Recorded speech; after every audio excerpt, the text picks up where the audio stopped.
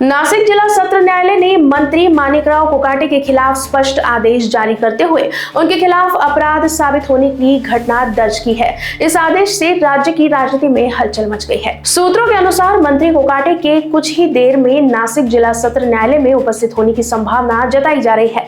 साथ ही वो उप मुख्यमंत्री अजीत पवार को अपना इस्तीफा भी सौंप सकते हैं, ऐसी भी चर्चाएं तेज है। इस पूरे घटनाक्रम पर प्रतिक्रिया के लिए संपर्क करने पर मंत्री कोकाटे नॉट रीचेबल बताए जा रहे हैं।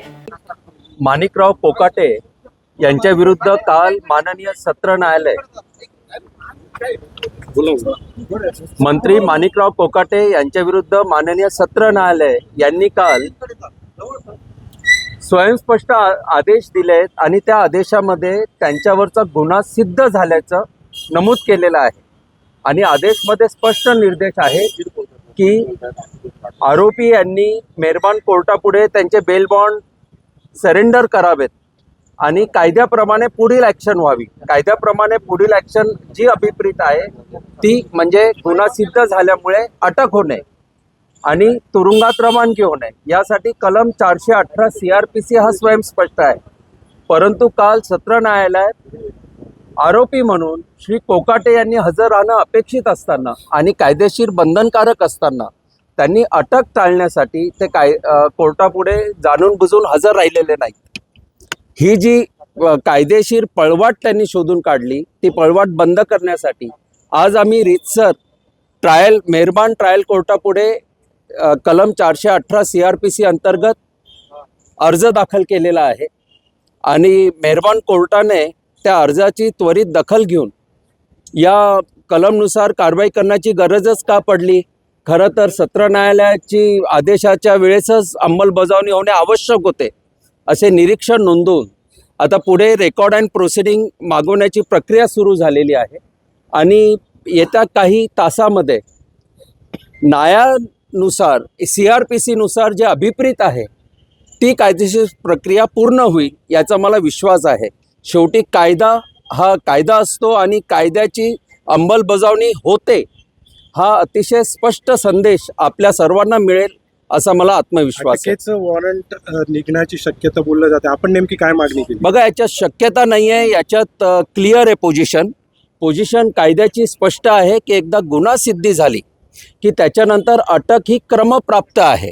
अटक हे डिस्क्रिशन नाही, हे काही निर्णयावर नाही की अटक करायची किंवा नाही करायची। अटक होणे हे क्रमप्राप्त आहे आणि त्यानुसार या प्रोसिजरमध्ये असल्यामुळे आता त्यानुसार सर्व प्रक्रिया पार पडेल असा मला विश्वास आहे। आता आपण अटक वॉरंटची जे अर्ज दाखल केलेला आहे त्या संदर्भात काही निर्णय झाले का? निकाल येणं बाकी नाही, निकाल येणं बाकी आहे कारण की रेकॉर्ड अँड प्रोसिडिंग मला माहिती नाही की का अजून ट्रायल कोर्टापुढे गेलेलं नाही। खरं तर ते त्वरित जायला पाहिजे। या नवीन वास्तूमध्ये हा पहिला लोकहितकारी निर्णय झालेला आहे आणि रेकॉर्ड अँड प्रोसिडिंग तर काही 5 मिनिटाच्या अंतरावर दोन्ही कोर्ट असताना का तासांचा विलंब लागतो हे मी आज म्हणणार नाही। I will reserve my comments. परंतु रेकॉर्ड आणि प्रोसिडिंग आता त्वरित मागवलेले आहेत आणि रेकॉर्ड अँड प्रोसिडिंग आल्याबरोबर आदेश स्वयंस्पष्ट आहेत आणि कलमातील तरतुदी स्वयंस्पष्ट आहेत। कलम 418 CRPC अंतर्गत प्रक्रिया होणे कायद्याने बंधनकारक आहे आणि कायद्याने बंधनकारक असल्यामुळे पुढे अटक ही अटळ आहे। याच्यामध्ये ती उच्च न्यायालयामध्ये दाव घेण्याची शक्यता त्यांना? बघा, माननीय उच्च न्यायालयात जाण्याचा अधिकार प्रत्येकाला आहे, परंतु माननीय उच्च न्यायालयात जाताना कायद्याची जी काही बाजू ठेवावी लागेल ते ठेवताना महत्त्वाचा मुद्दा हा आहे की सत्र न्यायालयाने शिक्षा ठोठावताना आरोपीने तिथे हजर राहणं जे आवश्यक होतं तर आरोपी जाणून बुजून तिथे हजर राहिलेले नाही, त्यांनी अटक टाळलेली आहे। हे जे मिसकंडक्ट ऑफ ॲक्युज्ड आहे, हे जे गैरवर्तन आहे आरोपीचं, हा महत्त्वाचा मुद्दा माननीय उच्च न्यायालयापुढे आम्ही सादर करत आहोत। माननीय उच्च न्यायालयापुढे ऑलरेडी आमची बाजू ठेवली गेलेली आहे आणि जेव्हा आरोपीचं मिसकंडक्ट असतं तेव्हा माननीय उच्च न्यायालय कोणताही रिलीफ देण्यासाठी हे खूप रिलक्टंट असतात। हे सेटल्ड प्रिन्सिपल ऑफ लॉ आहेत।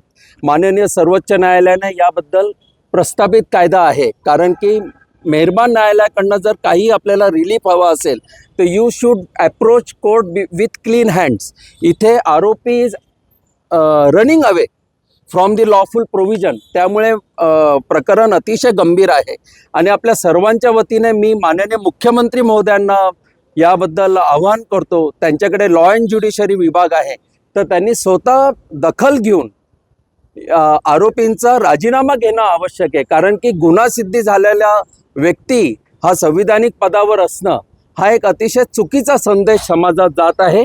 माननीय मुख्यमंत्री महोदयांनी याबद्दल त्वरित कारवाई करणं आणि समाजाला एक चांगला मेसेज देणं हे आज it is need of the hour. अटक वॉरंट जर निघालं bureau report, Lokvahini news, Nashik.